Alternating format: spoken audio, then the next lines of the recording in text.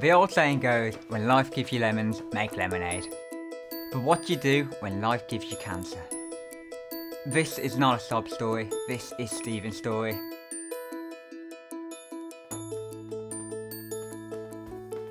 I was diagnosed in September 2010. Altogether, I've undergone about 7 lots of surgery, 30 sessions of radiotherapy, and 4 different regimes of chemotherapy, and soon I'll be starting a 5th.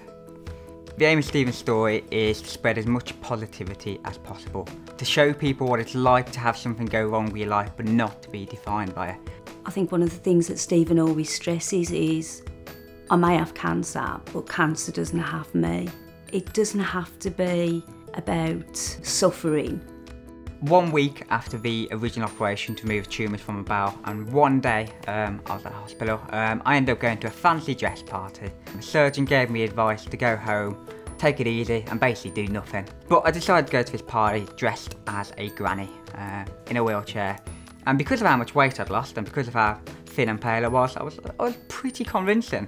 But by the end of the night I was being pushed around in front of a conga line in my wheelchair, having an absolutely fantastic time. And this was me from the off making a statement of how I was going to overcome my illness. Stephen Sutton was an exceptional student. Exceptional in academic terms, securing some of the best results we have ever seen in the history of this school. He was going through chemo once a fortnight, and literally the only time he had off school throughout the whole thing were the 3 days where he was having the chemo. Stephen is perhaps the most amazing person I've ever met, you know, let alone student. He's very special because he refuses to let this beat him or govern the rest of his life. He stuck 2 fingers up at cancer basically, and I think that's the kind of attitude that the people in this school needed to see.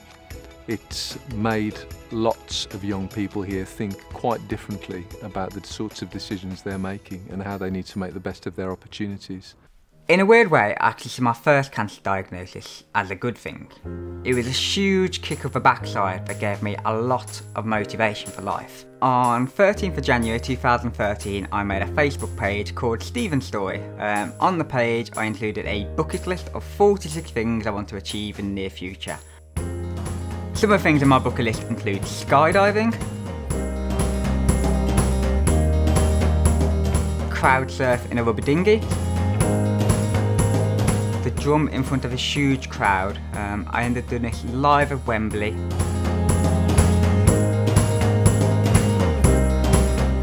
Hug an animal bigger than me was also on the list. Another thing on the bucket list was to get a tattoo. I ended up getting a troll doll tattooed underneath my armpit, with my armpit hair doubling up as a troll doll's hair.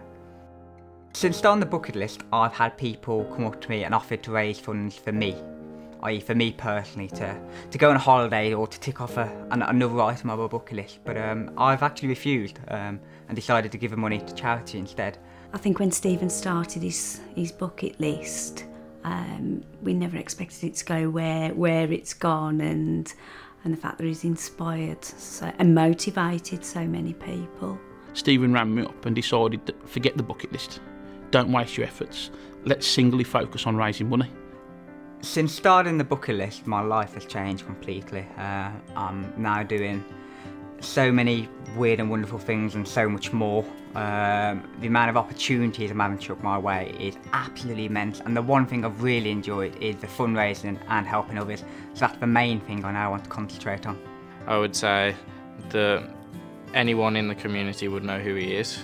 He'd be sitting in the office and you could see the kids walking past going, oh, look, there's Stephen! Look, Stephen's in there! Almost like he was some kind of pop star that had been adulated. The most powerful thing I've ever seen is when you actually meet Stephen, because Facebook's one thing and you can see all the positivity which he brings out, and he really does bring everybody together. But when you meet him, the effect is tenfold in terms of you get this energy and you really want to just do something, and you have to see that to believe it. And I've gone on to call that the Stephen Story effect. The first event that he spoke at for us, I was absolutely amazed. Within minutes, within the hour, I was having emails and text messages from people saying just how authentic he was. He wasn't like your typical sort of motivational speaker. It was just a real raw story, but such an inspiration at the same time. The students were hanging on his every word. It was palpable. By far the best speaker I've ever heard, and the impact, amazing, complete, spontaneous standing ovation.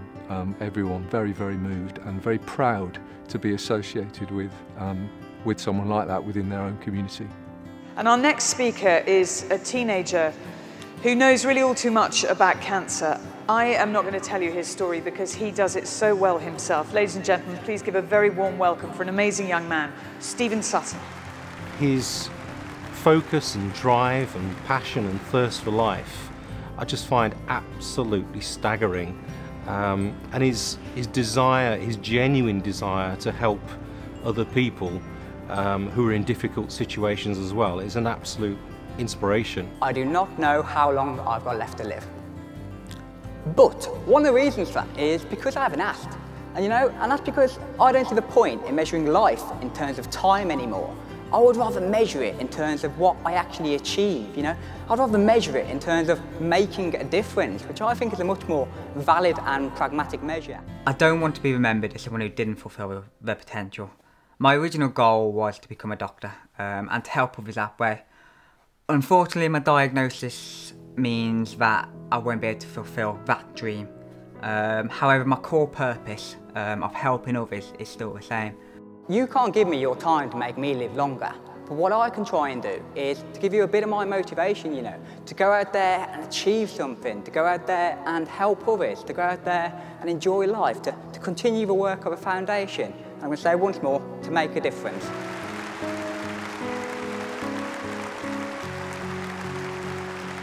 He's a wonderful guy and been my best mate ever since year 4, and I wouldn't change a thing. It's great that now a lot more people can see the same best friend as what I have. I think Stephen's really affected a whole heap of people in a myriad of different ways. He knows he's in a bad situation, but he makes the best out of it and gets the best out of other people as well, not just himself. With Stephen telling his story, it's made people appreciate just, what they have got. He's extraordinary with his positivity in terms of no matter what life throws at him, he's still going to make the best out of every situation. At the moment, I am happy and will continue to be happy regardless of what the future might hold. For whatever reason, life has given me cancer. I don't really want to die, but if my story teaches others not to take life for granted, then so be it. In the meantime, I'll be trying to enjoy every second as much as possible. Cancer sucks, but life is great.